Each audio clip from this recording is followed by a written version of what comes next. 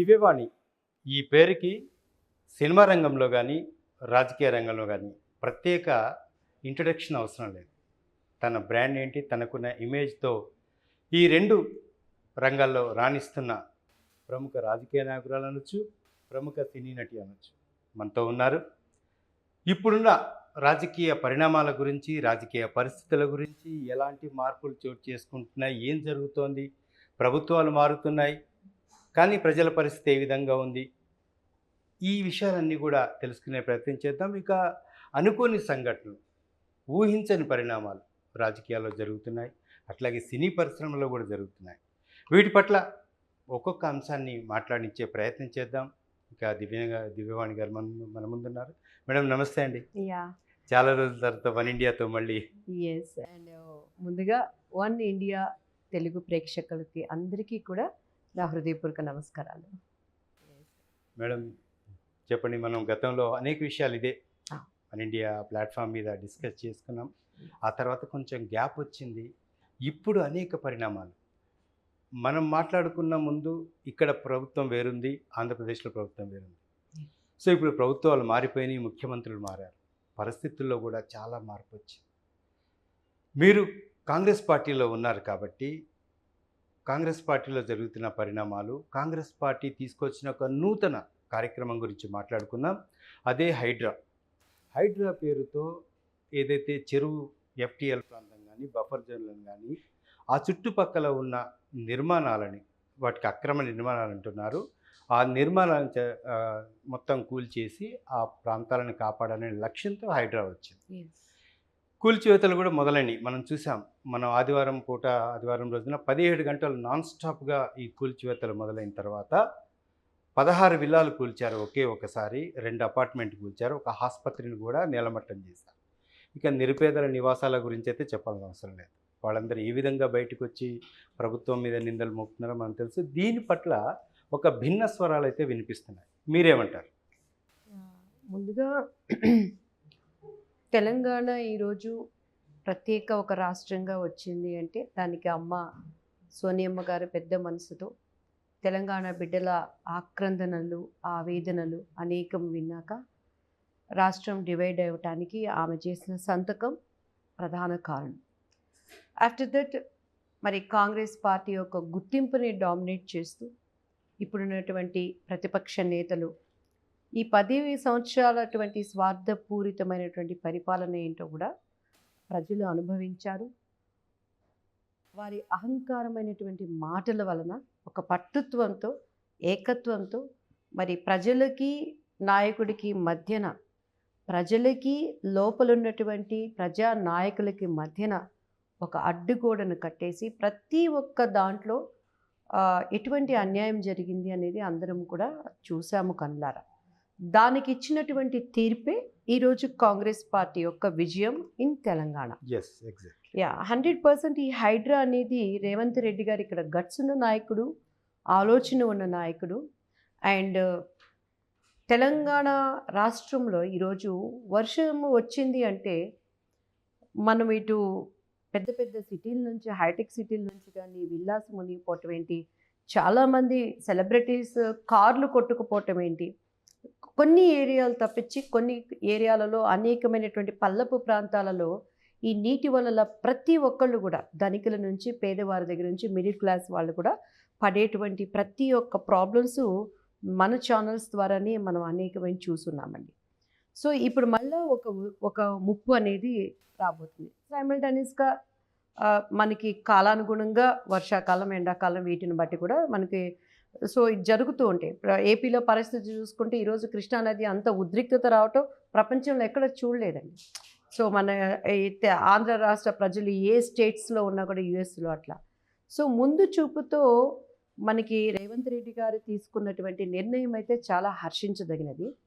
కాకపోతే ఇక్కడ కొంచెం బాధ అనిపించింది నాకు కూడా పేద ప్రజల ఆక్రందన చూస్తున్నప్పుడు. సో ఆయనకి కరెక్టు మరి రిపోర్ట్ ఇస్తున్నారో లేదో నాకైతే తెలియదు, నేను పార్టీలో ఉన్నప్పటికీ కూడా. ఎందుకంటే చెన్నైలో కూడా ఒకసారి ఎంజీఆర్ గారు కానీ హయాంలో చాలామంది పేదలకి సిటీని డెవలప్ చేసుకుంటూ వెళ్తున్నప్పుడు కూడాను కొన్ని నిర్ణయాలు ప్రభుత్వం తీసుకోవాల్సి వస్తుంది. అటువంటప్పుడు ఎంజీఆర్ గారు తీసుకున్న గొప్ప నిర్ణయం ఏంటంటేనండి, టీ నగర్ అంటే చెన్నైలో heart of the city. Yes. దానికి నడిబొడ్డులో ఇటు పక్కన టీ రాజేంద్ర ఇల్లు, జయప్రద గారి ఇల్లు, కృష్ణ గారి ఇల్లు, ఇంత సెలబ్రిటీస్ ఇంటి మధ్యలో స్లమ్ పీపుల్కి, పేదవాళ్ళకి కూడా ఆయన ఇళ్ళు కట్టించి ఇచ్చేశారు. అఫ్కోర్స్ ఇప్పుడు రేవంత్ రెడ్డి గారు మంచి నిర్ణయం తీసుకున్నారు. నేను కట్టించి ఇస్తాను అని వాళ్ళకి గృహాలు అన్నారు. కానీ వాళ్ళు కట్టించి ఇవ్వటానికి గవర్నమెంట్లో అది ఇలా చిటికేస్తే ఇప్పట్లో అయ్యేటువంటి పని అయితే కాదు. ఇదేమి విఠలాచార్య గారి సినిమా లాగా స్టాప్ బ్లాక్లో వచ్చేది కాదు కదా. స్థలం తీసుకోవాలి, దానికి నిర్మాణం చేపట్టాలి, దానికి నిధులు సమకూర్చాలి, అండ్ ఎవరైతే నిజంగా పేద ప్రజలు ఉన్న వాళ్ళందరినీ చూసి ఇచ్చేది. నిజంగా చదువు లేకపోయినప్పటికీ కూడా పేద ప్రజల యొక్క ఆక్రందన చూస్తుంటే ఒక ప్రజల్లో ఉన్న ఒక మనిషిగా మనసైతే బాధ అనిపించింది. మరి రేవంత్ రెడ్డి గారికి సలహాలు ఇచ్చేవాళ్ళు ముందు వీళ్ళకి ప్లేస్లు అలాట్ చేసి నీకు గవర్నమెంట్ ఉన్నదనేటువంటి భరోసా ఇచ్చి వాళ్ళని పెకిలించి ఉంటే బాగుంటుంది అని నాకు అనిపించిందండి. తప్పకుండా రేవంత్ రెడ్డి గారిని కలిస్తే, ఇప్పుడు ప్రేమించే వ్యక్తి కరెక్ట్గా ఉన్నది ఉన్నట్టు మాట్లాడతాడు. ఎందుకంటే ఈ ఎఫెక్ట్ ఒక రేవంత్ రెడ్డి గారి యొక్క పరిపాలన మీద మాత్రం కాదండి, 10 సంవత్సరాల తర్వాత కాంగ్రెస్ భవిష్యత్తు ఇది. రేపు ఇంకొక 4 ఇయర్స్లో మనకి అగైన్ ఎలక్షన్స్ వచ్చినప్పుడు అక్కడ సెంట్రల్లో నువ్వా నేనా పోటాపోటీతో ఉంటుంది బీజేపీ కాంగ్రెస్. సో ఈ ఎఫెక్ట్ రేపు ప్రజల పేదవాడు తలుచుకుంటే ఏమైనా జరగచ్చు. నిజంగా నువ్వు ఇప్పుడు నాగార్జున గారిది మ్యారేజ్ హాల్ కూల్చేశారంటే ఆయనకేం బాధ లేదు. ఆయన హ్యాపీగా ఆయనకున్న వాటిలో ధనికుడుగా ఉన్నాడు, ఫ్లైట్లో తిరుగుతున్నారు, వస్తాడు. రెక్కాడితే డొక్కాడిన వాళ్ళు ఉన్నారు. వాళ్ళ పరిస్థితిని ఆలోచించి వాళ్ళని సేఫ్ జోన్లో పెట్టి అట్లీస్ట్ వాళ్ళకి ఉంటూ కొంత ఇచ్చి తీసుండుంటే ఈ మచ్చ కూడా రేవంత్ రెడ్డి గారికి ఉండేది కాదు. పేదవాడిని గ్రహించారు అని అనుకునేవాళ్ళు. ఆయన నిన్న చెప్పాడు, చెప్పారు, అర్హులు ఉన్నారో వాళ్ళందరికీ కూడా డబుల్ బెడ్రూమ్లు అలాట్ చేద్దాము, దాని మీద ఒక నివేదిక కూడా తయారు చేయాలని చెప్పి అధికారులు. ఆయన గట్స్ ఉన్న లీడర్ అండి. కానీ ఇది వాళ్ళ నోటి నుంచి ఆ నేటివ్ మాటలు రాకముందే ఇప్పుడు ఏంటండి, ప్రతిపక్షం అంటే ఏంటి, ఎక్కడ బురద జల్లుదామా, ఎక్కడ గ్రిప్ పట్టుకుందామా. ఈరోజు అసలు కేటీఆర్ గారి మాటలు వింటుంటే నాకు అసలు చాలా ఎంత సౌమ్యంగా వాళ్ళకి నేనున్నానని.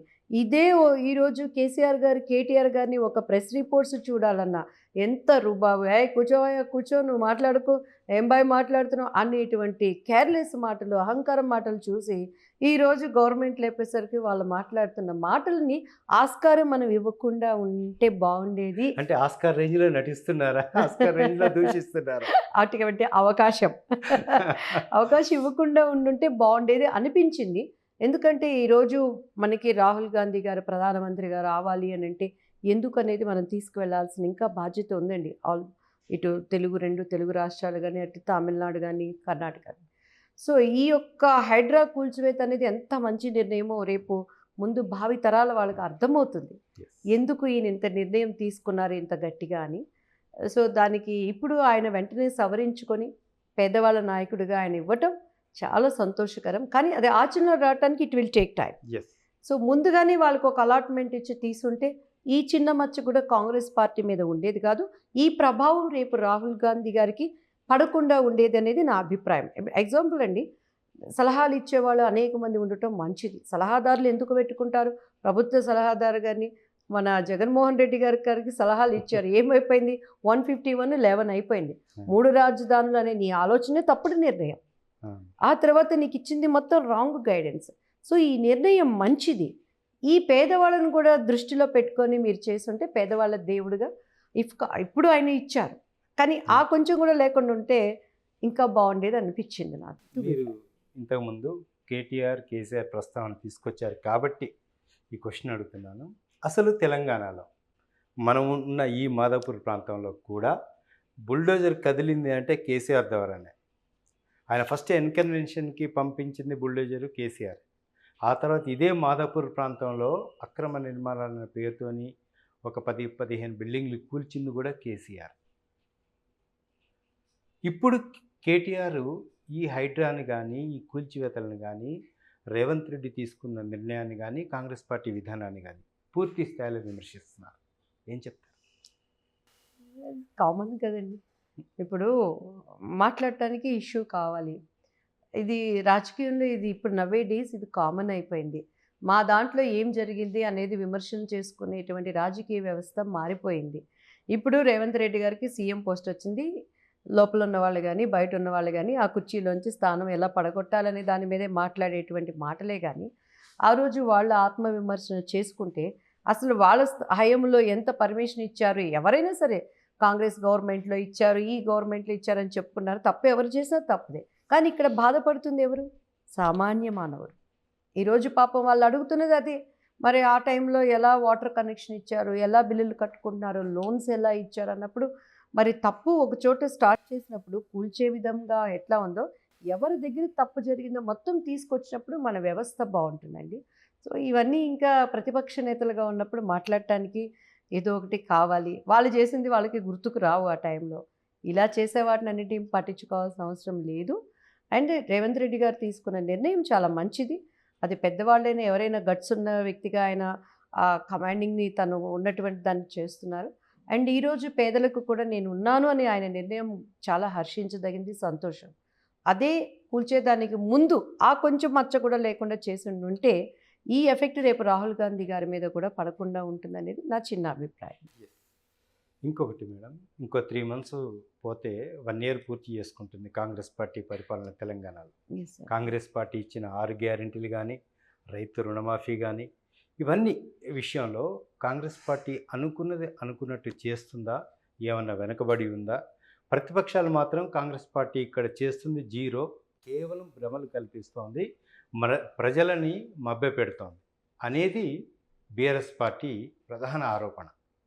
తీసుకున్న వాళ్ళు ఇప్పుడు లైన్‌గా ఉన్నారు కదండీ. 15 ఆగస్టు లోపు రైతు రుణమాఫీ 2,00,000 మన కేసీఆర్ గారు ఇచ్చినప్పుడు 95. సో, ఈయన నిజమైన రైతు ఎవరు? పంటలు పండే రైతు అనంగానే రైతులు రాజులుగా ఉన్నవాళ్ళు ఉన్నారు. రైతులు నిజంగా పేదవాడిగా ఉన్నవాళ్ళుగా కూడా ఉన్నారు. సో, అటువంటి వాళ్ళకి 2,00,000 ఆయన ఇమ్మీడియేట్‌గా చేశారు. అండ్ ఈ యొక్క ఈ 1 ఇయర్‌లో రేపు మళ్ళీ డిసెంబర్ వస్తే మనకి 1 ఇయర్. 1 ఇయర్‌లో అనుకున్నవన్నీ ఆల్మోస్ట్ ఆయన ఫిల్ చేసుకుంటూ వస్తూనే ఉన్నారు. అలానే మనకు పెట్టిన కేసీఆర్ గారు, కేటీఆర్ గారు అప్పులు ఎంత ఉన్నాయి? వాటన్నిటిని బేజూరు వేసుకుంటూ మరి ఒక సమర్థవంతమైన నాయకుడిగా ప్రతి దానికి కూడా ఫస్ట్ ఆఫ్ ఆల్ మనం హర్షించదగ్గవలసింది ఏంటంటే ప్రజాభవన్ని ప్రజల వేదికగా ఆయన మార్చారు. ప్రజావేదిక. అది ఎంత హర్షించదగిందంటే ప్రతి ఒక్క వాళ్ళకి కూడా, అలానే మన డిప్యూటీ సీఎం గారు కానీ, భట్టి గారు కానీ, ప్రతి ఒక్కరికి కూడా నాయకులకి అండ్ లీడర్స్కి, లోపల ఉన్నటువంటి కార్యకర్తలకి, ప్రజలకి అందుబాటులో ఉన్నారు. సో, మరి ఆయన అనుకున్న విధంగా పెన్షన్ విధానం కానీ, ఫ్రీ బస్సు కానీ, ప్రతి ఒక్కటి కూడా ఆయన ఫుల్ఫిల్ చేసుకుంటూ వస్తున్నారండి. సో, అది 100% ఇది సక్సెస్. ప్రతి ఒక్కళ్ళు కూడా ఈ మార్పును కోరుకున్నారు. అండ్ ఫస్ట్ నుంచి కూడా కాంగ్రెస్ పార్టీ ఏంటి అంటే నాయకులు ఎంతమంది మారినా ఏమి చేసినా కూడాను న్యాయంగా ప్రజలలోకి చేయగలను అనేటువంటి భరోసా ఉంది కాబట్టే ఆ జవహర్లాల్ గారి కాలం దగ్గర నుంచి కూడా ఇందిరమ్మ గారి తర్వాత, సోనియమ్మ గారి తర్వాత ఇప్పటికీ ఉంది.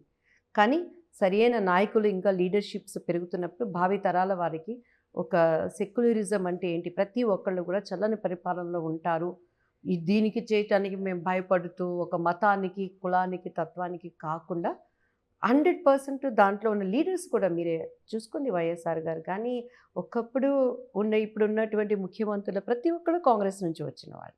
సో, ఇది మెయిన్ ఒక బీజంగా పడింది. కాబట్టి ఆ యొక్క పనిచేసిన స్వభావం అన్నీ ఉంటాయండి. మనం ఎంత కాలానుగుణంగా పరిస్థితులు మారుతున్నా, అన్నీ మారుతున్నా కూడా ఉంటుంది. 100% అనుకున్నవి ప్రజలకి డెఫినెట్‌గా చేస్తారు. ఏం చెప్తారు మేడం మీ ముఖ్యమంత్రి రేవంత్ రెడ్డి పనితీరు పట్ల? మీరు ఏం చెప్తారు? అందరినీ కలుపుకొని ఈ నామినేటెడ్ పదవులు కానీ, కార్పొరేషన్ పదవులు కానీ, మంత్రివర్గ విస్తరణ కానీ, మంత్రివర్గం కానీ, వీళ్ళందరినీ కలుపుకొని ముందుకు వెళ్తున్నారు అనుకోవచ్చా? ఒక డైనమిక్ ముఖ్యమంత్రి అనుకోవచ్చా? లేకపోతే ఒక సామాజిక వర్గానికే మేలు చేసే ముఖ్యమంత్రిగా ముద్ర వేసుకుంటున్నారు, ఆ ప్రమాదం పొంచి ఉంది అని ఏమన్నా చెప్పగలరు? 100% ఆయన డైనమిక్ ముఖ్యమంత్రి అనేది ఈజ్ డైనమిక్ లీడర్. ముఖ్యమంత్రి అవటానికన్నా ముందు లీడర్ అనేది ఆయన పనిచేసిన తీరు గుర్తించింది కాబట్టే ఆయనకంటే అనుభవజ్ఞులు ఉన్నప్పటికీ కూడా అధిష్టానం ఆలోచించి ఆయన భుజస్కంధాల మీద తెలంగాణ భారం పెట్టిన మాట వాస్తవం. ఇక ఈ పోస్టులు ఇవన్నీ అంటారా, ఇది నేషనల్ పార్టీ కాబట్టి అండ్ అధిష్టానం అక్కడ 50% ఉంటుంది, ఇక్కడ నిర్ణయాలు 50% ఉంటాయి. ప్రతి ఒక్కరు పార్టీలో కష్టపడి పనిచేసిన వాళ్ళందరికీ కూడా పోస్టులు రావాలి అనేది ప్రతి ఒక్కరికి ఉంటుంది. అధికారం ఉన్నప్పుడు ఆ పనిచేసే విధానం వేరుగా ఉంటుంది. సో వాటిలో సమీక్షలు తీసుకునే వాటిలో కొంతమంది కష్టపడచ్చు, కొంతమంది సంతోషపడచ్చు. ఒక్కొక్కసారి పరిస్థితులను బట్టి, వాళ్ళకు ఉన్నటువంటి క్యాపబిలిటీని బట్టి కూడా వాళ్ళకి ఇస్తే పార్టీకి అన్ని విధాల ప్లస్ అవుతుందని కూడా ఆలోచించవచ్చు. తెలిసినంత వరకు అందరూ ఒక అండర్స్టాండింగ్తో ఒక కుటుంబంలాగా వెళ్తున్నారే కానీ సమర్థించుకొని అండ్ రాహుల్ గారి ప్రధాని అవ్వాలనేటువంటి దృక్పథంతో ఉన్నారు. చిన్న చిన్న ఎట్లా అంటే అసంతృప్తి ప్రతి ఒక్క పార్టీలో కూడా ఉంటుంది. సో అవన్నీ సహజం. అండ్ లీడర్ అనేవాళ్ళు వాళ్ళకి మళ్ళీ అవకాశం వచ్చినప్పుడు తప్పకుండా ఇస్తారు. ఆ ఆశాభావంతోనే ప్రతి ఒక్కరు ఇక్కడ పనిచేస్తున్నారు.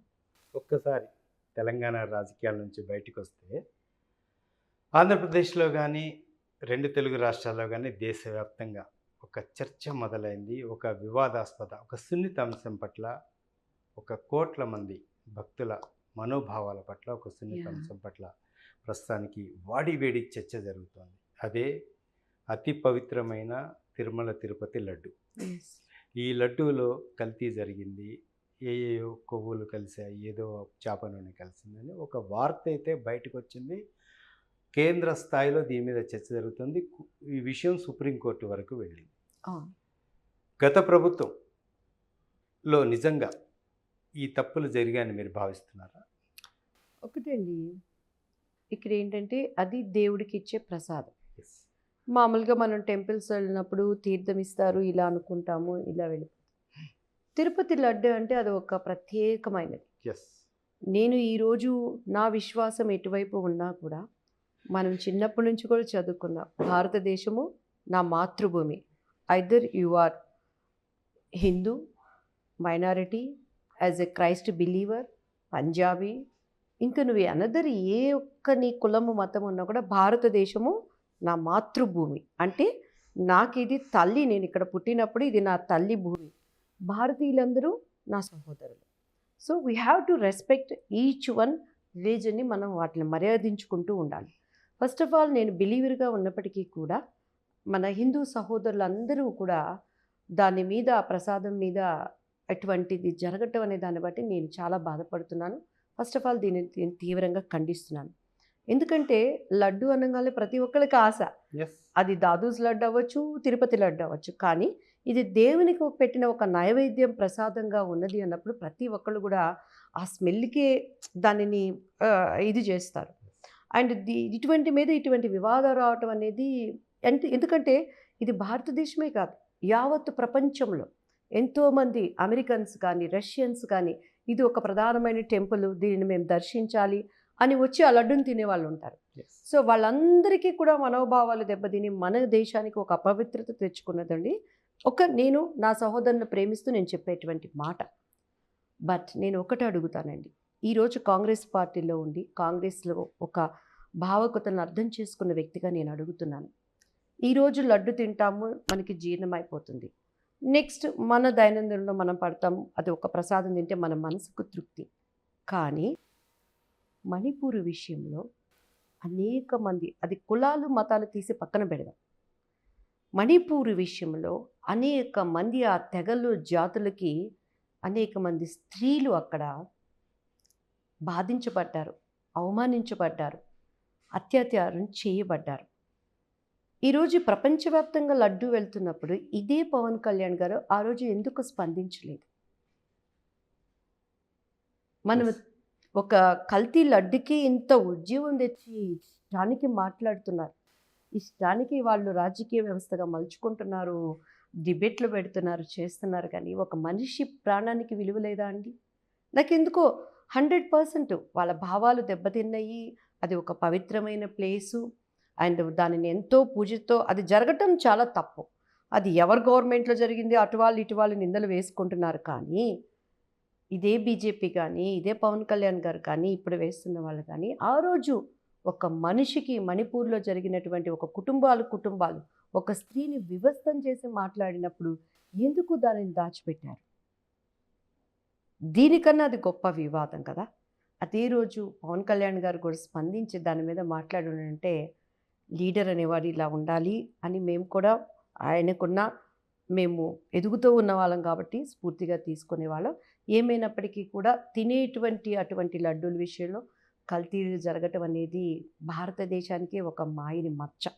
అది గవర్నమెంట్లు ఎవరైనా సరే ఈరోజు నువ్వు అధికారంలో ఉన్నా అనధికారంలో ఉన్నా కూడా ఈ ఫుడ్ టెస్టింగ్ ద్వారా రిపోర్ట్స్ వచ్చినప్పుడు తప్పకుండా తప్పు చేసిన వాళ్ళకి శిక్ష పడాలని నేను మనస్ఫూర్తిగా కోరుకుంటున్నాను. మేడం, ఇంకొక విషయం, పవన్ కళ్యాణ్ గురించి ప్రజల్లో కానీ, సమకాలీన రాజకీయ నాయకుల్లో కానీ, సినిమా పరిశ్రమ పెద్దల్లో కానీ ఒక రకమైన హోప్స్ ఉండే. ఆ హోప్స్ కూడా చాలా హై లెవెల్లో ఉండే. ఇతను రాజకీయాల్లో నిలబడితే, నిలదొక్కుకోగలిగితే, గెలిస్తే ఒక రిమార్కబుల్ చేంజ్ పాలిటిక్స్లో తీసుకొస్తాడు అని ఒక హోప్తో చాలా వరకు ఉన్నారు పబ్లిక్. సైమిల్టేనియస్గా మీరు పరిశ్రమకు సంబంధించిన వాళ్ళు కాబట్టి పరిశ్రమ పెద్దలు కూడా కొద్ది గొప్ప హోప్తో ఉన్నారు. కానీ ఇప్పుడు పరిస్థితులు ఎలా అనిపిస్తున్నాయి? ఆయన మంచి ఫుల్ ఫ్లెడ్జ్డ్ పొలిటీషియన్గా ఎదిగాడా? ప్రతి అంశం పట్ల స్పందించగలుగుతున్నాడా? ఎక్స్పెక్టేషన్స్కి ఆయన దగ్గరగా ఉన్నాడా, లేకపోతే ఏం చెప్తారు? ఎందుకంటే పవన్ కళ్యాణ్ గారి కుటుంబ వ్యవస్థని మనం తీసుకుంటే కూడా నాన్నగారు ఒక డిపార్ట్మెంట్కి సంబంధించిన వ్యక్తిగా బాపట్లలో కుటుంబ నార్మల్ ఫ్యామిలీలో నుంచి చిరంజీవి గారు వచ్చారు. సో చిరంజీవి గారు ఒక ఆర్టిస్ట్గా ఆయన ఏదో గోల్డెన్ స్పూన్తో ఈరోజు నాగార్జున గారు వచ్చినట్టు, లేకపోతే లైక్ బాలకృష్ణ గారు వచ్చినట్టు బ్యాక్గ్రౌండ్తో గోల్డ్ స్పూన్తో రాలేదండి. ఆయన పునాది రాళ్ళలో 5 హీరోలలో ఒకళ్ళగా చేస్తూ కష్టం అంటే ఏంటో తెలుసు, మర్యాదించటం ఎలా తెలుసు. సో తన కష్టార్జితంతో పైకి వచ్చి ట్రెండ్ని మార్చారు. అప్పట్లో కమ్మ వాళ్ళే ఉండేది, లేకపోతే కృష్ణంరాజు గారు రాజులే ఉండేది. శోభన్ బాబు గారు తీసుకున్న, కృష్ణ గారు తీసుకున్న, నాగేశ్వరరావు గారు తీసుకున్న, ఎన్టీఆర్ గారు తీసుకున్న. సో ఒక కాపు కమ్యూనిటీ నుంచి ఆయన ఇండస్ట్రీలో వచ్చి తన స్వయం కృషితో ఎదుగుతూ వచ్చినటువంటి ఫ్యామిలీలో నుంచి వచ్చిన వాళ్ళు పవన్ కళ్యాణ్ గారు. సో ఆయనకి రాజకీయ స్మెల్ ఏమాత్రం లేదు, కానీ ఏదో చేయాలనే తపన ఫస్ట్ నుంచి కూడా ఉండేది. ఆయన మూవీస్లో కానీ, ఆయన మోటివేట్లో కానీ. ఆయన ఈ పార్టీ స్టార్ట్ చేసినాక 10 సంవత్సరాలు పవన్ కళ్యాణ్ అంటే బయట ఉన్న భీమ్లా నాయక్ క్రేజ్ చూడకుండా చాలా వరకు ఈ 10 years ఆయన ఫాల్ డౌన్ అయ్యారు. కనీసం తను ఒక ఎమ్మెల్యేలో కూడాను తను గెలవలేని పరిస్థితుల్లో ఉండి కూడాను ఎక్కడ తను డిప్రెషన్ పోలా, వెనక్కి తిరిగి పోలా. సో పట్టుత్వంతో వచ్చి పరిస్థితులు ఎలా ఉన్నా విమర్శలు, జనరల్గా ఆర్టిస్టులు అంటే ఒక అది పూల పాన్పు, ముళ్ళ పాన్పుని కోరుకొని వచ్చాడు ఆయన. సో యాజ్ ఎ లీడర్గా పార్టీలకు అతీతంగా మనం చూస్తే 100కి 1000 times ఈజ్ సక్సెస్ఫుల్ లీడర్. ఈరోజు జనసేనని స్థాపించి ఒక వ్యత్యాసమైన డిఫరెంట్ కేటగిరీలో తీసుకుంటూ, అండ్ ఈరోజు ఒక అన్యాయాన్ని ఎదిరించటానికి అఫ్కోర్స్ కలుస్తారు. మనస్పర్ధలు వచ్చినప్పుడు మళ్ళా విడిపోయినా కూడా బాబుగారితో ఒక నిర్ణయం తీసుకొని తను ఈరోజు నేను అనుకోవటం ఆయన డిప్యూటీ సీఎంగా ఉన్నారంటే he want to learn the work in with experience leader. అనుభవం ఉన్న ఒక అనుభవశాలి దగ్గర ఆయన ఒక స్టూడెంట్గా is learning how to maintain the స్టేట్ని ఎలా ముందుకు తీసుకువెళ్ళాలి అనేది ఆయన నేర్చుకుంటున్నారు. Is very brilliant leader. దీనిని బట్టి ఈరోజు జగన్మోహన్ రెడ్డి గారిని చూద్దాం. వాళ్ళ నాన్నగారు తర్వాత వైఎస్ఆర్సీపీ స్థాపించిన తనకన్నా అనుభవం ఉన్న వాళ్ళకి ఆయన కింద ఉండటానికి ఆయన మనసు ఒప్పుకోలేదు. కాబట్టి ఈరోజు 151 సీట్లు 11 వరకు తీసుకొచ్చారు. రాష్ట్రం ఎక్కడ అభివృద్ధి అనేది లేకుండా అండ్ డెవలప్మెంట్స్ అనేది లేకుండా ఎక్కడ వేసావే గొంగళి అంటే అక్కడే అనే విధంగా ఉన్నది. సో ఈరోజు చంద్రబాబు నాయుడు గారు విజన్ ఉన్న నాయకుడిగా, సో ఆయన కింద తను నేర్చుకుంటూ ఆయన ప్రతి మాట కూడాను ఎవరిని నొప్పించకుండా సభ్యత కలిగిన ఒక లీడర్గా రావటాన్ని బట్టి 100కి 200% is a good leader, successful leader. And in ఫ్యూచర్కు కూడా భావితరాల వారికి ఒక మోరల్గా ఉంటారు. లైక్ ఇండస్ట్రీలో కానీ, ఇటు రాజకీయ వ్యవస్థలో కానీ, అండ్ ఒక మానవతా దృక్పథంతో ఉన్న ఒక లీడర్గా ఉంటారనే దానికి నేను ఒప్పుకుంటానండి. ఓకే, ఏపీలో మరొక ఫైర్ బ్రాండ్ రోజా గురించి మాట్లాడుకున్నాం. ఆవిడ అధికారంలో ఉన్నప్పుడు ఎలాంటి వ్యాఖ్యలు చేశారో తెలుసు అందరికీ. నిన్నగాక మొన్న కూడా ఇదే తిరుమల తిరుపతి దేవస్థానంలో జరుగుతున్న వ్యవహారాల పట్ల చంద్రబాబు నాయుడు మీద మాట్లాడారు. మీ నోటీస్కి వచ్చే ఉంటాయి. ఏం చెప్తారు దీన్ని? ఫస్ట్ ఆఫ్ ఆల్ మీరు ఫైర్ బ్రాండ్ అనే మాటను తీసేయండి. ఎదుటోడిని పంచులోడిస్తానంటే ఫైర్ బ్రాండ్ అవరు. ఎదుటి వ్యక్తులు వయసు తారతమ్యం లేకుండా సబ్జెక్ట్ లేకుండా నీ ఇష్టానికి మాట్లాడేస్తే ఉప్పు పప్పు అన్న నోరు ఈరోజు ఏమైపోయింది? సో అది ఫైర్ బ్రాండ్ అనిపించుకోదు. సమస్యల మీద Jhansi Lakshmibai fire brand, Alluri Sitaramaraju fire brand. ఊరికినే మనం ఫోర్స్గా నోరు ఉంది అని మాట్లాడేసినంత మాత్రం ఫైర్ బ్రాండ్లు కాదండి.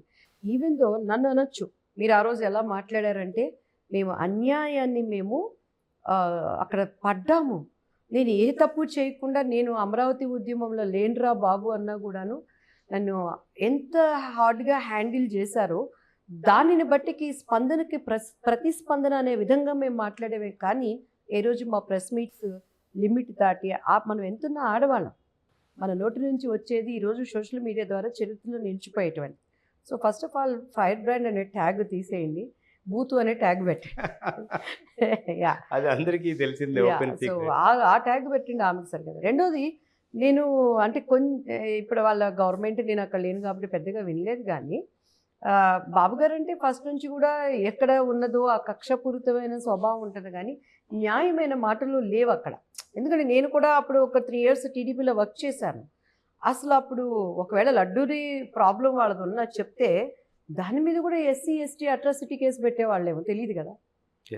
సో ఒకవేళ నువ్వు అన్నట్లు చంద్రబాబు గారే తప్పున్నా, జగన్మోహన్ రెడ్డి గారే తప్పున్నా, సుప్రీంకోర్టు వరకు ఇది వెళ్ళింది కాబట్టి న్యాయ వ్యవస్థ అనేది ఎప్పుడు తప్పుడు స్టేట్మెంట్లు, తప్పుడు యొక్క నిర్ణయాలు ఇవ్వదండి. దోషులు తప్పకుండా పట్టబడతారు, శిక్షించబడతారు. ఇది తప్పు, ఒక మనోభావాలు దెబ్బతీసేటువంటి సున్నితమైనది ఈ విషయం.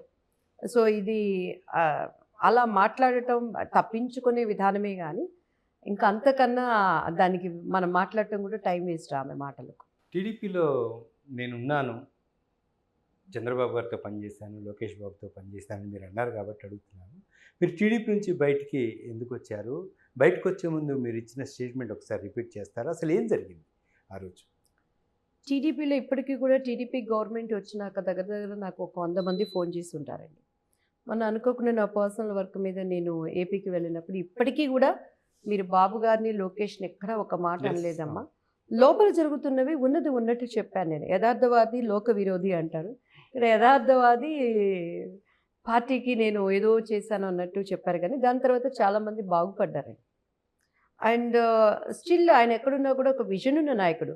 ఈరోజు బాబు గారు మోడీతో కూటమితో ఆయన జాయిన్ అవ్వక ముందే అప్పుడు బాబు గారి నిర్ణయాలకు కట్టుబడి బీజేపీకి వ్యతిరేకంగా ఉన్నప్పుడే బాబు గారి విలువ ఏంటో మీకు తెలుస్తుందని చెప్పని నా అనేకమైన స్పీచ్లో ఢిల్లీలోనే నేను ధైర్యంగా మాట్లాడాను. సో ఇది ఈరోజు దేవుడు దానిని అనుభవంగా తీసుకొచ్చేశాడు. ఈరోజు ఆయన ఎంపీ సీట్ల మీదే భారతదేశం యొక్క బీజేపీ భవిష్యత్తు అక్కడ డిపెండ్ అయి ఉన్నది. సో కొన్ని లోపల నాకు అవకతవకలు జరిగినాయి.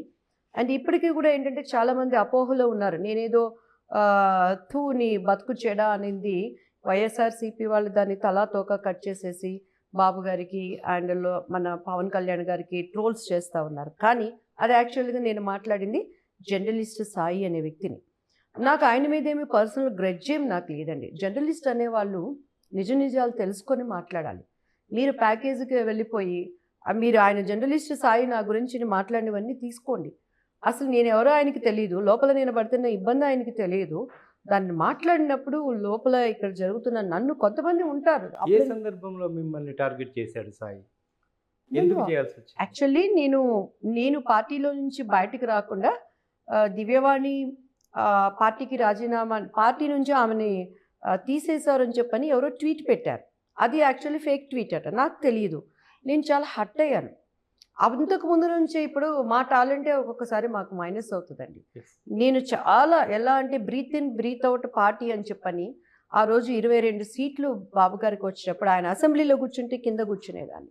అండ్ ప్రెస్ మీట్లు అక్కడ కొడాలి నాని ఉన్నా, లేకపోతే అమరావతి ఇష్యూ ఉన్నా, అమరావతి బిడ్డలు అనేక మంది నన్ను అరెస్ట్ చేసినప్పుడు నేను మాట్లాడిన విధానం ఫస్ట్ టైం మాలో ధైర్యం వచ్చిందమ్మా అని అన్నారు. అట్లా ప్రతిదీ ఏదున్నా కూడా ఆయనకి ట్రూత్ తీసుకెళ్ళిపోయేదాన్ని. సో నాకు ఇన్నర్ పాలిటిక్స్ నాకు తెలియదండి అప్పుడు. అండ్ కొంచెం మనం ఏంటంటే స్వాభిమానం కలిగిన వాళ్ళం.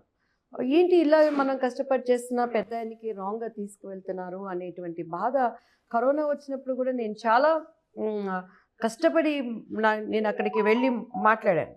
అప్పుడు కూడాను నాకు వాళ్ళు ఏమంటారు పొమ్మను లేక పొగ పెడతారు అనేది నాకు అర్థమైంది. సో, మహానాడు టైంలో మనకి ఆహ్, పక్క స్టేట్‌లో ఉన్న వాళ్ళకి అందరికీ అవకాశం ఇచ్చారు.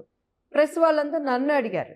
"మీ వాయిస్ బావుంటది. మీరు స్ట్రాంగ్‌గా మాట్లాడతారు కదా! మీరెందుకు మాట్లాడలేదమ్మా?" అన్నప్పుడు అది నాకు కొంచెం బాధ అనిపించింది. ఎవరైనా మహానాడు అందులో పైగా ఏంటి 99 అంటే అంత బాధ అనిపించదు. 101 అంటే బాధ అనిపించదు. అది రామారావు గారు పార్టీ పెట్టి ఆయన వేడుక సందర్భంగా 100 సంవత్సరాలు అని సెలబ్రేషన్ చేసేటువంటి టైం అది. సో, ఒక నటిగా నేను కూడా ఆ పార్టీలో ఉన్నాను కాబట్టి నాకు అనిపిస్తుంది.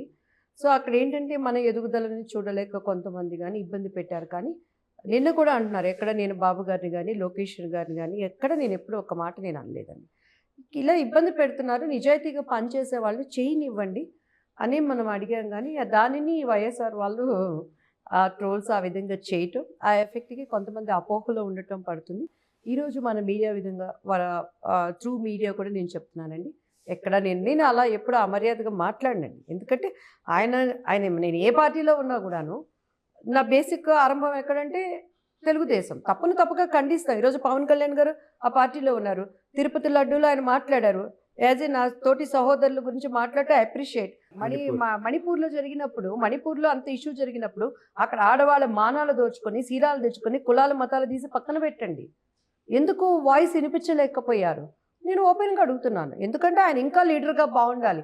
ఆయన ద్వారా అన్నా అక్కడ న్యాయం జరగాలనేటువంటి ఆశతోనే నేను మాట్లాడుతున్నాను. సో, ఎక్కడున్నా గూడా మనం ఉన్నది ఉన్నట్టు మాట్లాడే స్వభావం నాకుంది కాబట్టి, ఉన్నది ఉన్నట్టు అక్కడ చెప్పాను నేను. సో, దానికి ఈరోజు ఎనీహౌ నాకు ఆయన ఏపీ అభివృద్ధి పడటానికి చాలామంది నన్నన్నారు, "దివ్యవాణి రాజనీతి పాటించింది. కకృతి పడి ఆ పార్టీకి, ఈ పార్టీకి పోలేదని." ఆ తర్వాత అన్ని పార్టీస్ నన్ను ఇన్వైట్ చేసిన మాట వాస్తవం అండి. సో, నాకు ఇన్నర్ పాలిటిక్స్ ఇట్లా ఉంటది అని చెప్పడని నేను కొంచెం సమయం తీసుకోవటం అండ్ ఇప్పుడు నేను ఆలోచించి కాంగ్రెస్‌లో జాయిన్ అవ్వటం జరిగింది. మీరు బయటకొచ్చే ముందు లోకేష్ బాబు గారు గాని, చంద్రబాబు గారు స్పందించారా? అలా ఎందుకు వెళ్తున్నారమ్మా? ఉండండి కంటిన్యూలీ చిన్న చిన్న పొరపాట్లు జరుగుతా ఉంటాయి ఎక్కడైనా. యాహ్! చూసి చూడన ఇలా అని ఏమన్నా మీకు ఆపే ప్రయత్నం చేశారా? అంటే నన్ను ఆయనని కలవనివ్వలేదండి. నాకు లోకేష్ గారంటే నేను ఏ పార్టీలో ఉన్నా, ఎక్కడున్నా నాకు ఆయన కరోనా టైంలో నా ప్రాణం నిలబడటానికి ఆయన నాకు ఎంతో సహాయం చేశారు. అప్పుడు కరోనా కొత్త టైంలో నాకు కరోనా వచ్చి, ఆ ఇంజెక్షన్ ఇక్కడెక్కడ దొరకకపోతే ఆయన తెప్పించి బసవతారకమ్మ హాస్పిటల్‌లో అమ్మని బాగా చూసుకోండి అని చెప్పని. ఆ తర్వాత నేను సార్‌తో మాట్లాడాను. ఇలా జరుగుతుంది అండి, పని చేయలేకపోతున్నాము, బాధ అనిపిస్తుంది. ప్రెస్ మీట్స్ పెట్టడానికి గానీ అన్నీ ఇబ్బంది పెడుతున్నారు అని నా బాధంతా చెప్పినప్పుడు, కొంచెం మీరు వెయిట్ చేయండి తప్పకుండా మేము ప్లాన్ చేస్తాం మీ గురించి అని అన్నారు. పెద్దాయన దగ్గరికి తీసుకువెళ్ళే టైంకి నన్ను ఆయనని కలవనివ్వకుండా బాగా ఇబ్బంది పెట్టినప్పుడు నాకు అప్పుడు కొంచెం అనుభవం లేక ఆయన మీద ప్రేమ ఉన్నప్పటికీ కూడా మరి చంపుకోవాల్సొచ్చింది. సో, ఇప్పుడు ఆయన శిష్యుడు ఈయన దగ్గర చేద్దాము అనంటే ఇక్కడ మరి ఇంకా ఇట్ విల్ టేక్ టైమ్. అన్న అది తెలిసిపోతుంది. మహాసముద్రం ఇది. సో, మీరు టీడీపీ నుంచి బయటకొచ్చిన తర్వాత సరే ఏం జరిగిందో అది వదిలేద్దాం. భారతీయ జనతా పార్టీ వైపు మీరు అడుగులు వేశారు. 1, 2 సార్లు బీజేపీ ఇక్కడ నాంపల్లి ఆఫీస్‌లో కూడా కనిపించారు మీరు. యెస్ అండి. ఎందుకు కంటిన్యూ కాలేకపోయారు? ఏం జరిగింది? మళ్ళీ ఎందుకు అక్కడి నుంచి బయటకొచ్చారు? అంటే ఫ్రాంక్ ఏంటంటే నన్ను అక్కడ ఏపీలో సోము వీర్రాజు గారు కానీ, అండ్ ఇక్కడ ఈటెల గారు కానీ, తర్వాత డీకే అరుణ గారు కానీ మంచి వాయిస్ ఉంది. మనకి ఎంఐ ప్లస్ అవుతుందనేది పిలిపించి మాట్లాడారండి. అయితే నేనేంటంటే క్యాస్ట్ పరంగా చౌదరి ఉన్నా, హిందూ దీంట్లోంచి పుట్టినా కూడా I'm strong believe in Christ. So, నేనేంటంటే పార్టీలకి వీటికి జాయిన్ అవ్వకముందే దేవుని యొక్క సాక్షిగా నేను విట్నెస్ ఆఫ్ గాడ్‌గా ఉండటం అండ్ ప్రపంచవ్యాప్తంగా నేను సువార్త పనుల్లో నిమిత్తమై ఉన్నాను. సో, బీజేపీ అంటే మనకు తెలియందేముంది. అవును. సో, ఇది ఒక శ్రీరాముడు అని అండ్ ఇదని. సో, అక్కడ కొద్దిగా నేను ఆలోచించుకోవటానికి నేను సమయం తీసుకోవాల్సొచ్చింది. సో, రేపు మనకి ఎట్లా అంటే మనం పరిపూర్ణంగా పని చేయాలని ఉంటాం. ఏ పార్టీ అయినా ఎక్కడైనా సరే. ఇప్పుడు నేను అదే అడిగాను. బీజేపీ అంటే భారతీయ జనతా పార్టీ. దేవాది దేవుడు దయదలిస్తే అది భారతీయ జీసస్ పార్టీ కూడా మార్చచ్చు. తప్పేముంది అందులో? యేసుక్రీస్తు వారు అందరినీ ప్రేమిస్తున్నారు. మరి అదేవిధంగా మోడీ గారు కూడాను బైబిల్‌లో ఉన్నవి ఆయనకి తెలుసో తెలీదో నాకు తెలీదు గానీ, ఆయన శిష్యులు కాళ్ళు కడిగిన విధంగా ఈయన కాళ్ళు కడిగారు. అండ్ ఈయన ఔట్ ఆఫ్ కంట్రీస్ వెళ్ళినప్పుడు తను ఇది లైక్ అడ్వెంచర్స్ చేస్తాడు. ఆయన దగ్గర ప్రేయర్స్ చేయించుకున్నాడు. ఆయన చేతిలో బైబిల్ తీసుకున్నారు. సో ఇదేంటంటే మనకు సున్నితమైన వ్యవహారం.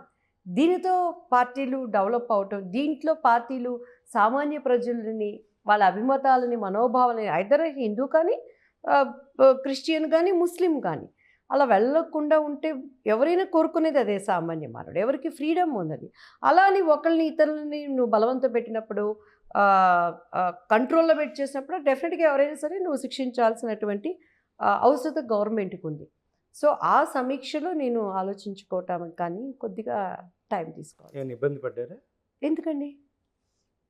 పార్టీలో కొనసాగింపు మనుగడ ఎలా ఉంటుంది అనే అంశం పట్ల అట్లేం లేదండి. నాకు పాలిటిక్స్ అనేది మనం ప్రజల మనుషులు. యాజ్ ఏ లీడర్గా ఆయన ప్రధానమంత్రిగా మనం ఎప్పుడూ గౌరవిస్తాం. ఆయన చేసే దానిని మన విలువలని మనం ఎట్లా అప్రిషియేట్ చేస్తాం. బట్ యాజ్ ఏ ప్రధానమంత్రిగా ఆయన పెట్టే సొమ్ములు ఎవరికి ఖర్చు పెడుతున్నారు, ఎలా ఖర్చు పెడుతున్నారు, విగ్రహాలకు మనం ఎంత పెడుతున్నాము, వాటికి పేద ప్రజలకు మనం ఎంత ఇస్తున్నాము, ఈ పేరుతో ఇప్పుడు ఆయనకి మంచి భావాలు ఉండొచ్చు, కింద ఉన్న వాళ్ళు వీటిని ఎటువంటి మనోభావాలు దెబ్బతీసే విధంగా ఒక భయభ్రాంతులకు గురి చేస్తున్నారు అని వాటి మీద గట్టిగా వాయిస్ వినిపించడానికి మనం ప్రజల మనుషులుగా ఉన్నప్పుడు ఎప్పుడూ వెనక ముందు ఆడం. సో అంతేకాని మనం ఒక పార్టీలో ఇష్టపూర్వకంగా చేరినప్పుడండి ఆ పార్టీ లైన్ పట్టుకొని ఒకవేళ ప్రజల మనోభావాలు ఇట్లా ఉన్నాయన్నప్పుడు లీడర్స్ దగ్గరికి ఉన్నట్టు తీసుకువెళ్తాం. ఇప్పుడు డాక్టర్ దగ్గరికి వెళ్తామండి. ఒక వ్యక్తికి క్యాన్సర్ ఉందనుకో, క్యాన్సర్ అని చెప్పాలి. అక్కడ మసిపూసి బారెడికే తెలిసి టెస్టులని రిపోర్ట్ నార్మల్ ఉందంటే చచ్చిపోతారు. అలానే పార్టీలు కూడా చచ్చిపోయే పరిస్థితికి వచ్చినాయి. సో నేను ఎక్కడ ఏ పార్టీలో ఉన్నా కూడాను ఫస్ట్ ఉన్నది ఉన్నట్టు గ్రౌండ్ రిపోర్ట్ తీసుకెళ్ళటానికే ఇష్టపడతాను. ఎస్, ఒక్కసారి పరిశ్రమలో జరుగుతున్న ఇటీవల పరిణామాల గురించి మాట్లాడుకుందాం. ఇటీవల వెలుగులోకి వస్తున్న ఈ ఎక్స్ట్రా మెరిటల్ రిలేషన్స్ కానీ, ఇంకా ఒకళ్ళ మీద ఒకళ్ళు కేసులు పెట్టుకోవడం కానీ, అంతవరకు బాగానే ఉంటున్నారు, అంతవరకు స్నేహంగా ఉంటున్నారు, ఒక రిలేషన్ మెయింటైన్ చేస్తున్నారు. ఆల్ ఆఫ్ సడన్గా వీళ్ళిద్దరూ ఒక పోలీస్ స్టేషన్లో కానీ వార్తల్లో కానీ దర్శనం అవ్వడం జరుగుతుంది. రీసెంట్గా జానీ మాస్టర్ ఆ విషయం. ఈ పరిశ్రమలో ఒక బ్రాండ్ వచ్చిన తర్వాత, ఒక పేరు ప్రఖ్యాతలు ఒక స్థాయికి వచ్చిన తర్వాత ఇలాంటి సంఘటనలు బయటికి రావడం ఎలా చూస్తారు, ఏం చెప్తారు? ఇది చాలా బాధాకరం అనిపిస్తుంది. ఫస్ట్ ఆఫ్ ఆల్ ఎందుకంటే సినిమా అంటేనే అది ఎలా చెప్పాలంటే అది ఒక సమిష్టి కృషి. ఈరోజు అక్కినేని నాగేశ్వరరావు గారు చనిపోయినా బ్రతికున్నారు. ఆయన చిన్న రూపం దేవదాసులో ఎలా ఉన్నారో ఇప్పుడు మనం చూసుకుంటున్నాం. అలానే సావిత్రి గారు కానీ, వాణిశ్రీ గారు కానీ, మనుషులు వాళ్ళ పెద్ద వయసు అయిపోయినా మన మధ్య లేకపోయినా కూడా ఇంకా బ్రతికించేది, ఒక మనిషి చనిపోయినా కూడా బ్రతికించేది సినిమా. ఐదర్ డైరెక్టర్ కానీ, ఆర్టిస్ట్ కానీ, డాన్సర్స్ కానీ ఎవరైనా. నవే డేస్ ఏమైపోయిందంటేనండి విచ్చలవిడితనం ఎక్కువ అయిపోయింది. మన సంస్కృతిని, మన సంప్రదాయాలని మర్చిపోయి, ఎస్పెషల్లీ ఈ సోషల్ మీడియా అనేది వచ్చినాక మంచిగా అది ఒక 50% ఉంటే అనదర్ 50% చెడు అనేది ఎక్కువ వెళ్ళిపోతుంది. సో మా టైంలో సెల్ ఫోన్స్ లేవు, ల్యాండ్ ఫోన్లు ఉండేవి. మేము షార్ట్ అయిపోయి వచ్చామంటే మా మమ్మీ దగ్గర కూర్చునేవాళ్ళం. So dance masters, Srinu master కానీ, వాళ్ళ అసిస్టెంట్స్ కానీ చాలా పద్ధతిగా ఉండేవాళ్ళు. ఈరోజు ఒకళ్ళ మీద నిందలేసేటప్పుడు ఫస్ట్ ఎప్పుడు కూడా ఆడదేనండి. నువ్వు దేశాన్ని ఏలే నాయకురాలవైనా ఇంటికి వచ్చి నీ బిడ్డలను చూసుకోవాలి. మనకి దేవుడు కొన్ని బాధ్యతలు, కొన్ని పద్ధతులు ఇవన్నీ మనకి ఇచ్చాడు. ఈరోజు నువ్వు డాన్స్ కొరియోగ్రాఫర్గా ఉన్నావు కదా అని చెప్పని సగం నీ బాడీ ఎక్స్పోజింగ్ చేస్తావు. ఓకే, షోలో చేసావంటే తప్పులేదు, దానికి క్యారెక్టర్కి చేస్తున్నావు. మామూలు మనం ప్రాక్టీస్లో ఉన్నప్పుడు కూడా నువ్వు ఒక మగవాడిని రెచ్చగొట్టే విధంగా మనం వే ఆఫ్ డ్రెస్సింగ్ చేసి, ఈరోజు మనం చూస్తుంటే ప్రపంచం ఎటో వెళ్ళిపోయింది. కన్న తండ్రి చిన్న బిడ్డలకి ఆయన పాడు చేసిన విధానాలు ఎన్నో చూస్తున్నప్పుడు మన ఇష్టం లేకుండా ఏది కూడా మన ప్రమేయం లేకుండా ఏది జరగదు. ఫస్ట్ ఆఫ్ ఆల్ జరిగిన దాన్ని పరిశ్రమ ఉన్నప్పుడు పరిశ్రమ పెద్దలతో అప్పట్లో ఏది ఉన్నా కూడా, మేము చెన్నైలో ఉన్నప్పుడు అక్కడ మా ఛానల్ ఇప్పుడు ఎట్లా ఉన్నదో అక్కడ అప్పుడు ఉండేదండి. దానికి దాసనారాయణరావు గారు, లైక్ రెండి రాధారవి గారు అండ్ ఫిల్మ్ ఛాంబర్ అదే సంథింగ్ అట్లా ఉన్నప్పుడు పెద్దల సమక్షంలోకి ఫస్ట్ తీసుకెళ్ళేవాళ్ళు ఇటువంటి ప్రాబ్లమ్స్ వచ్చినప్పుడు. సో ఇష్టమైతే ఉంటాం, ఇష్టం లేకపోతే వెళ్ళిపోతాం. అంతేగాని కాళ్ళు చేతులు కట్టేసి ఎవరు ఒక వ్యక్తి మీద చేయరు. బట్ వీళ్ళు కోర్టులో వీళ్ళు ఫైల్ చేసే విధానం నవేడేస్ వచ్చిన చట్టాలను బట్టి ఫస్ట్ తీసుకువెళ్ళి లోపలేస్తున్నారు. సో ఇవన్నీ బాధగా ఉంటాయి. చులకనైపోతుంది ఇండస్ట్రీ, ఇంకా చులకనైపోతుంది. సో ఇప్పుడు మాలో ఉన్న వాళ్ళు కానీ వాళ్ళు ఎక్కడి నుంచి వాళ్ళని గట్టి నిర్ణయాలు తీసుకొని ఎక్కడున్నా కూడా ఆడది ఫ్రీగా పని చేసుకోవాలి. ఇప్పుడు ఇంకొక కోణంలో మనం చూస్తే అవకాశము నువ్వు నాకు కాంప్రమైజ్ అయితేనే నీకు అవకాశాలు ఇస్తాము అనే విధంగా ఇబ్బంది పెట్టే పరిస్థితులు ఉండకూడదు. ఎందుకంటే ఇప్పుడు చాలా టెక్నాలజీ పెరిగింది అండ్ చాలా ఎడ్యుకేటెడ్ పీపుల్ వస్తున్నారు, టాలెంటెడ్. నిజంగా డీలో కానీ వాటిలో షోస్లో వాళ్ళు చూస్తుంటే ఆర్టిస్టులు నథింగ్ అండి. వాళ్ళు అసలు ఒక బ్రేక్ లేకుండా కంటిన్యూగా అంత వర్క్ చేయటం అనేది ఇట్స్ నాట్ ఆర్డినరీ. అంత టాలెంట్ని మనము సో ఎటు తీసుకెళ్తున్నారు దీనిని అనేది ఫస్ట్ దాని మీద గట్టిగా ఒక ఇది రావాలి. రెండోది వచ్చి మన ఇండస్ట్రీలోని ఇమీడియట్గా వాళ్ళని ఇప్పుడు నేను కూడా అనుభవించాను. నేను మొన్న వీర సినిమా చేశాను. వీర సినిమా చేసినప్పుడు అక్కడ దాంట్లో ఉన్న పెద్ద కెమెరామ్యానే అఫ్కోర్స్ ఆయన, నేను రగులుతున్న భారతంలో నేను తను, ఆయనకి అది ఫస్ట్ మూవీ అండ్ నేను కూడా అందులో నేను ఒక మంచి సో ఒక ఇదిగా దాసనారాయణరావు గారి దీంట్లో చేశాము. ఈరోజు ఆయన పెద్ద కెమెరామ్యాన్ అయిపోయాడు, చిరంజీవి గారితో చేశామన్నంత మాత్రాన నీ ఇష్టానికి కెమెరాలో ఒక వ్యక్తి బాగుందని కామెంట్స్ చేస్తే ఊరుకుంటూ ఉన్నాను నేను అప్పుడే ఒప్పుకునేదాన్ని కదండి. అప్పట్లో కూడా నేను ఆ ప్రాబ్లం కెమెరామ్యాన్స్ అందరితో మనం మర్యాదిస్తాం, విష్ చేస్తాము. ఒక ఆడది అక్కడ ఉందని నీ డబుల్ మీనింగ్ జోక్స్ని ఎంజాయ్ చేస్తారు, కొంతమంది చేస్తారు, కొంతమంది చేయరు, ఇష్టం ఉండదు. అందుకని నీ లైటింగ్లో నువ్వు తేడా చూపిస్తావా? కెమెరామ్యాన్ అంటే ఏంటి? కోతిని నాతిని చేయగలడు, నాతిని కోతిని చేయగలడు. నీకు లైట్ కట్టింగ్స్ ఎక్కడ? నా సినిమాలు చాలా అబ్జర్వ్ చేయండి. ఒక్క బాపు గారి సినిమా రాజుగారు మాత్రం బంగారం అండి. ఆయన వర్క్ టు వర్క్. బాపు గారి స్కూలే డిఫరెంట్. అన్యాయానికి ఇటువంటి నాన్ సెన్స్కంతా ఆయన దీంట్లో ఎప్పుడు చోటు ఉండదు. అదే మిగతావి నేను ఇద్దరు పెళ్ళాల ముద్దులు పోలీస్ చేసిన మిగతావి చేసినా కూడా నన్ను చాలా డార్క్గా కెమెరాలో లైటింగ్ తగ్గించి చూపించేవాళ్ళు. అఫ్కోర్స్ అయినా మేము కేర్ చేసేవాళ్ళం కాదు. చిన్న మనలో టాలెంట్ కొద్దిగా ఉన్నా కూడా అంతే. ఈరోజు పునాది రాళ్ళలో చిరంజీవి గారిది చిన్న టాలెంట్ ఉంది కాబట్టి ఈరోజు మెగాస్టార్ అయిపోయి ఆయన ద్వారా కుటుంబం మొత్తం వచ్చేసింది. తన తోటి మొత్తం ఈరోజు అల్లు అర్జున్ గారు తీసుకున్న, నిహారికను తీసుకున్న, ఎంతమందిని తీసుకున్నా కూడా మొత్తం తీసుకొచ్చి తమ్ముడిని ఈరోజు రాష్ట్రానికి ఒక సీఎం స్థానంలో పెట్టారంటే ఆ చిన్న టాలెంటే. టాలెంట్ అనేది ఎవరు ఎక్కడ ఆపలేరండి.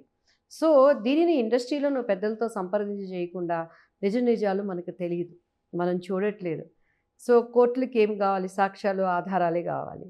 సో మరి ఆయన చూస్తే అంత పెద్ద డాన్స్ మాస్టర్గా ఎంత టాలెంట్, వాళ్ళ భార్య మాట్లాడేది వింటున్నప్పుడు బాధ అనిపిస్తుంది. అలానే ఈరోజు ఇవన్నీ కూడాను ఉన్నాయి అని అంటే అండ్ ఇవి వాళ్ళ స్వయంకృత అపరాధాలు, ఆ ప్రభావం సినీ ఇండస్ట్రీ మీద పడుతుంది. అయినా కొత్త నీరు పోతుంది, ఏదో పాత నీరు పోతుంది, కొత్త నీరు వస్తుంది అనే వరకు లాగా.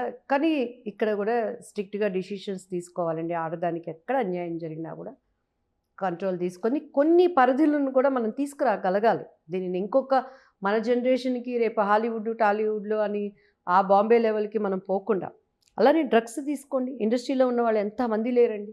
కప్పిపుచ్చుకోవటానికి దానికి ఇది చేస్తున్నారే కానీ నిజంగా మనసు మీద పెట్టుకొని రేపు నా బిడ్డ ఈ డ్రగ్స్కి అలవాటైతే, నా కూతురు ఈ డ్రగ్స్కి అలవాటైతే వాళ్ళ భవిష్యత్తే పాడైపోతుంది. ఎందుకంటే ఆరోగ్యకరమైన ఎక్సర్సైజ్ చేసేవాళ్ళు, మంచి ఆహారం తినేవాళ్ళు కాబట్టి అంత వయసు వచ్చిన వాళ్ళు అంత గ్లామర్ని కాపాడుకోగలిగారు. సో ఇట్లాంటివన్నీ సున్నితమైనవి ఇటు ఇండస్ట్రీ మీద పడుతుంది. నలుగురిలో ఇప్పుడు అదే ఇండస్ట్రీలో ఉన్న వాళ్ళు వీళ్ళు ఎలా ఉంటే వీళ్ళు ఎలా ఎందుకు ఉండకూడదు అంటారు. దానివల్ల టాలెంట్ నిజంగా ఉండేవాళ్ళు అట్టడుగున పడిపోతారు. ప్రజలకి కూడా మనం మోరల్గా ఉండలేం. సో ఇందులో అవకాశం రావటం అనేది దేవుడి దయ. నిజంగా ఒక టాలెంట్ అనేది దానిని కాపాడుకోవాల్సిన బాధ్యత అందరి మీద ఉన్నదండి. ఇప్పుడు పరిశ్రమలో వినిపిస్తున్న మాట కాస్టింగ్ కౌచ్ గురించి ప్రతి ఒక్కరు మాట్లాడుతున్నారు. ఇది చాలా దారుణం అంటున్నారు. మీరు చేస్తున్నప్పుడు ఈ వ్యవస్థ ఉండేదా? 100% అండి. ఎప్పటి నుంచి లేదండి, అనాది నుంచి కూడా ఉన్నది. ఇప్పుడు మనం చరిత్ర తీసుకున్న మహాభారతాల రామాయణాలు తీసుకుంటే అప్పుడు కాస్టింగ్ కౌచ్ లేదా? ఎందుకు యుద్ధం జరిగింది రాముడికి రావణాసుడికి? సీతాదేవి గారి మీద కాస్టింగ్ కౌచే కదా, అవునా కదా? సో అలానే మనం చరిత్ర తీసుకుంటే అనేకమైన బ్రిటిష్ పరిపాలన వచ్చింది. మన భారతదేశపు స్త్రీలకి అది కాస్టింగ్ కౌచ్ కదా. ఇప్పుడు ఎన్నెన్నో సినిమాలు చూస్తున్నాం మనం, అనాదిగా ఉన్న రాజుల దగ్గర నుంచి అక్కడి దాకా ఎందుకు, ఇక్కడ నైజాం పరిపాలన ఉంది, అప్పుడు అది కాస్టింగ్ కౌచ్ కదా. ఎస్. ప్రతి చోట ఉన్నది. ఆడదానికి ఇంట్లోనే భద్రత లేదు. ఇప్పుడు ఇందాక న్యూస్లో చూసాను, అన్న అనేవాడు చెల్లెల్ని మానభంగం చేసేసాడు అని చెప్పని. సిటీ బస్సులో ఉన్న అమ్మాయికి కాస్టింగ్ కౌచ్ లేదా? అక్కడ కూడా ఆడదానికి ప్రాబ్లం ఉందిగా. జర్నలిస్ట్కి లేదా, డాక్టర్స్కి లేదా? డాక్టర్స్కి లేకపోతే బాంబేలో జరిగిన సంఘటన ఏంది, కోల్కతాలో జరిగిన సంఘటన ఏంది? మీడియాకి ఏమైందంటే ఆ కలకత్తాది ఉన్నంత వరకు దాని చిత్ర కథనాలుగా చేశారు. ఇప్పుడు దాని గురించి న్యూస్ ఏది, ఏమైపోయారు ఏమిటి? ఎమ్మటే లావణ్య కేసు వచ్చింది. లావణ్య అయిపోయినాక ఇంకొక ఏదండి మన ఇప్పుడు మీరు అడిగింది ఎవరు, జానీ మాస్టర్ వచ్చింది. జానీ మాస్టర్ అయిపోయినాక ఇంకొక ఎవరో యూట్యూబ్ ఆయనట హర్ష సాయి వచ్చింది. రేపు ఇవాళ లడ్డూలది వచ్చింది. లడ్డూలది అయిపోయినాక ఇంకొకటి వస్తుంది. ఏమైపోయింది కలకత్తా కేసు? మరి అమ్మాయి డాక్టరే కదా చదువుతుంది, అది కాస్టింగ్ కౌచ్ కదా. సో మనము అంత్య దినాలలో ఉన్నామండి, ఎండింగ్ డేస్లో ఉన్నాం. మనం ఎక్కడ ఉన్నా కూడా కంటికి రెప్పలాగా మన బిడ్డల్ని మనం కాపాడుకోవాలి. మన బిడ్డలకి మనం గైడెన్స్ ఇవ్వాలి. పరిస్థితులను బట్టి పక్కన వాడు కూడా ప్రభావం పడకుండా నాన్న మనం ఇలా ఉండాలనే బాధ్యత పేరెంట్స్ మీద, తోబుట్టుల మీద ఉంటుందండి. సో మా టైంలో జరగలేదని నేను చెప్పను, బట్ జరిగిన అటువంటి ఉన్నా కూడా నాకు మా అమ్మగారు షీఈ్ మై గాడ్స్ గిఫ్ట్ అండి. నిజంగా నన్ను మాత్రం చాలా ఆమె ఇండస్ట్రీలో పద్ధతులతో తీసుకొచ్చారు.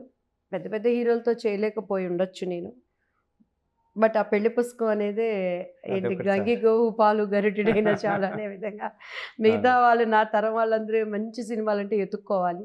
తెలుగు చరిత్ర ఉన్నంత వరకు బాపు గారు నాకు దేవుడు దయని బట్టి ఇచ్చినటువంటిది. ఎక్కడికి వెళ్ళినా రాష్ట్రాలు, దేశాలు, ఇంటర్నేషనల్ అనేది భేదం లేకుండా తెలుగువాడు ఎక్కడున్నా కూడా నన్ను ఒక ఇంటి బిడ్డగా చేసింది శ్రీరస్తు శుభమస్తు అనే సాంగ్ ద్వారా. సో ఇండస్ట్రీలో ఉన్నాయండి, లేవని మనం చెప్పం. వాటిని అధిగమించి రావడానికి నా కుటుంబీకులు మనకి ఎంతో సహాయం చేశారు. ముందు ఒక ప్రశ్నకు మీరు సమాధానం చెప్తూ డ్రగ్స్ విషయాన్ని ప్రస్తావించారు. ఈ డ్రగ్స్ విషయం ఇదే డ్రగ్స్ తీసుకున్న వాళ్ళ విషయం, రేవ్ పార్టీలు కానీ ఆ పార్టీలు ఈ పార్టీలో డ్రగ్స్ తీసుకున్న వాళ్ళ విషయంలో ఆడవాళ్ళ పేర్లే బయటకు వస్తున్నాయి. మన తెలుగులోకి వచ్చి రీసెంట్గా హేమ, తమిళనాడులో సంజన. ఎందుకు ఆడవాళ్ళ పేర్లే బయటకు వస్తున్నాయి? హీరోలు తీసుకోరా డ్రగ్స్? తీసుకున్నా కూడా ఎందుకు బయటికి రారు? దీంట్లో ఏమైనా మ్యానిపులేషన్ ఉంటుందా? అంటే యాక్చువల్లీ నాకు అసలు ఈ రేవ్ పార్టీలు అంటే ఏంటో నాకు తెలియదండి. ఈరోజు నా సినీ ఇండస్ట్రీలో మా కుటుంబీకులతో తప్పించి నాకు అసలు చాలా నుంచి నాకు ఆశ పబ్ అంటే ఎట్లా ఉంటుందో చూడాలని. అసలు ఏం చేస్తారు అక్కడ అని చెప్పండి. సో నాకు అట్లాంటి అవకాశం లేదు, మా ఇంట్లో నేనైతే వెళ్ళలేదు ఇంతవరకు. అండ్ అసలు ఈ రేవ్ పార్టీలు ఏం చేస్తారు అసలు, ఎందుకు తర్వాత ఇదేదో లేడీస్ అంతా కిట్టి పార్టీ అని అంటారు.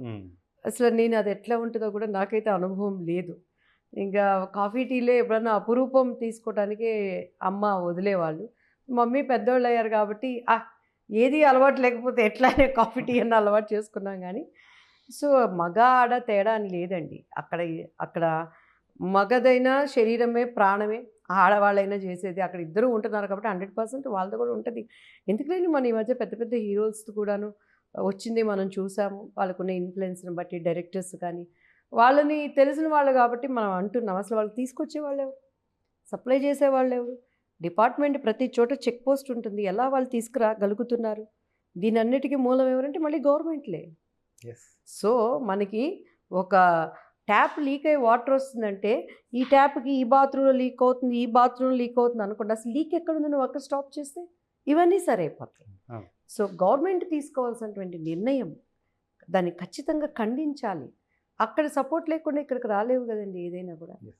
సో ఎక్కడ ఇది ఎవరెవరు మనస్సాక్షికి నా దేశం, నా రాష్ట్రం, నా కుటుంబం అని దీన్ని సవరించుకోవాలి. తోటలు పెంచుకుంటున్నారు వాటి మీద.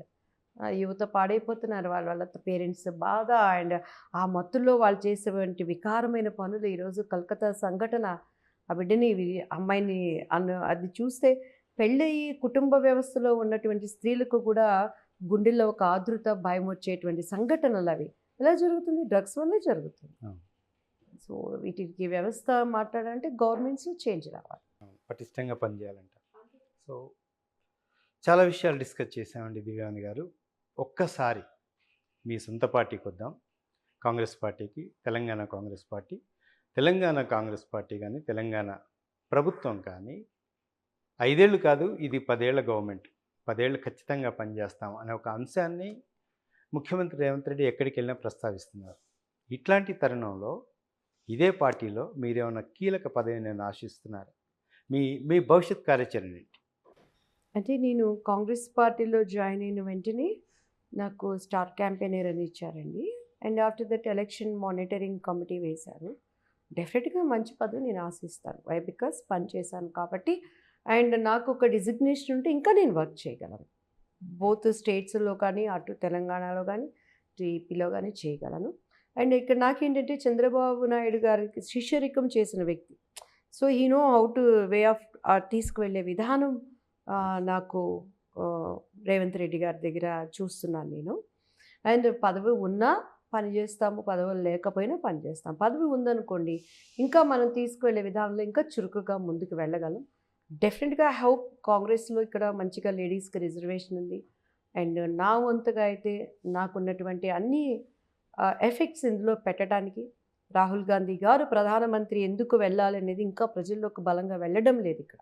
అందుకనే ఎంపీ సీట్స్ మనకి ఈక్వల్గా వచ్చినాయి. కానీ యాక్చువల్లీ ఇక్కడ గవర్నమెంట్ మరి అధికారంలో ఉన్నప్పుడు ఇంకా పనిచేసే విధానంలో లోపల కొద్దిగా అప్పుడు అసంతృప్తితో అటు ఇటు ఒకరికొకరు సరిగ్గా చేసుకోలేకపోయారు పనితీరు.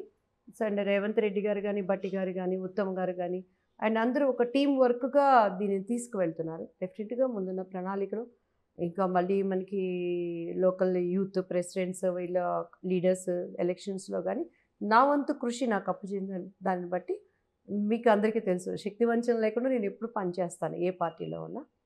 సో దీంట్లో తప్పకుండా నేను చేస్తాను. కలిసారా ముఖ్యమంత్రి అయిన తర్వాత రేవంత్ రెడ్డిని కానీ, కొత్త పీసీసీ మహేష్ కుమార్ గౌడ్ కానీ? మహేష్ గారిని కలిశానండి. రేవంత్ రెడ్డి గారిని నేను జాయిన్ అవ్వకముందు 2 times కలిసి మనస్ఫూర్తిగా మాట్లాడాను. బట్ అప్పటికే ఆయన ఈ ఎలక్షన్ హడావుల్లో బిజీగా ఉన్నారు. ఆఫ్టర్ దట్ ఆయన బిజీలో షెడ్యూల్ బట్టి నేను కలవలేకపోయాను. అంటే కలవటం అంటే జస్ట్ మనం ఫంక్షన్స్ ఆ టైంలో మీటింగుల టైంలో కలవటే కానీ సో 1-to-1 కలిసి ఇదిగో నేను ఇది చేయగలను అని చెప్పేటువంటి సన్నిహితం అయితే ఇంకా నేను కలవలేదు ఆయన. ఓకే, ఏమన్నా ప్లాన్ ఉందా? 100% అండి. ఎవ్రీడే అందరినీ అడిగి అలసిపోయాను. సో ఇంటర్వ్యూ ద్వారా ఈ పేరు ఆయన చెవులో పడితేనన్నా ఇక్కడ ఒక అందరూ ప్రజలతో పాటు పనిచేయటానికి ఇక్కడ కూడా ఒక గుండె రోధిస్తుందని ఆయన చెవులకు వినపడితే యా. ఆయన కూడా యాక్టివ్గా పనిచేసే మీలాంటి వాళ్ళ కోసమే ఆయన ఎదురు చూస్తున్నారు. పార్టీని ఆయన లక్ష్యం, ఒక లక్ష్యంతో ముందుకు వెళ్తున్నారు. Yes sir. కమింగ్ ఎలక్షన్స్లో రాహుల్ గాంధీని ప్రధానమంత్రిగా చేయాలి. Yes sir. అందుకోసం ఎవరైతే యాక్టివ్గా ఉంటారో వాళ్ళకి మరిన్ని పదవులు పాపం టు బి ఫ్రాంక్గా కూడా ఆయన ముఖ్యమంత్రి అయిన దగ్గర నుంచి ప్రజావేదికని వాళ్ళు ఆ ప్రజాభవన్ని ప్రజల భవనంగా మార్చి ప్రజావాణిగా అక్కడ నిలబడే ఆయన పనిచేశాడు. ఆఫ్టర్ దట్ ఎంబటే ఎంపీ ఎలక్షన్స్ వాళ్ళు పెరగకుండా ఆయన తిరుగుతూనే ఉన్నారు. విదేశాలు పోయి ఏ రోజు ఆయన కుటుంబంతో ఎంజాయ్ చేసి లండన్ వెళ్ళి స్విస్ బ్యాంకులో డబ్బులు దాచుకున్న దాఖలాలు ఏమి లేవు. రెస్ట్లెస్గా ఆయన పని చేస్తూనే ఉన్నారు. సో ఇటువంటి టైంలో మనం కూడా ఓపికతో ఉండి సో మా వాయిస్ ఈ విధంగా తీసుకెళ్ళేలా కలగాలి అనే దానికోసం I'm waiting. Okay, all the best అండి దివ్య థ్యాంక్ యూ. మీ సహనం మిమ్మల్ని రేపు గెలిపిస్తుంది, మీకు పదవులు కట్టబెడుతుంది. థ్యాంక్ యూ అండి. అది పరిస్థితి. 2 తెలుగు రాష్ట్రాల్లో జరుగుతున్న పరిణామాల గురించి కానీ, అతి సున్నితమైన తిరుమల తిరుపతి దేవస్థానంలో జరుగుతున్న పరిణామాల గురించి కానీ, ఇక చాలా హోప్స్ ఉన్న పవన్ కళ్యాణ్ ఏ విధంగా రాజకీయాల్లో ముందుకొస్తున్నారు, నెట్టుకొస్తున్నారు అనే అంశం పట్ల కానీ, వీటన్నిటి పట్ల తెలంగాణ ముఖ్యమంత్రి రేవంత్ రెడ్డి పనితీరు పట్ల కానీ దివ్యవాణి ఒక అద్భుతమైన అంశాలు చెప్పిన పరిస్థితి కనిపిస్తుంది.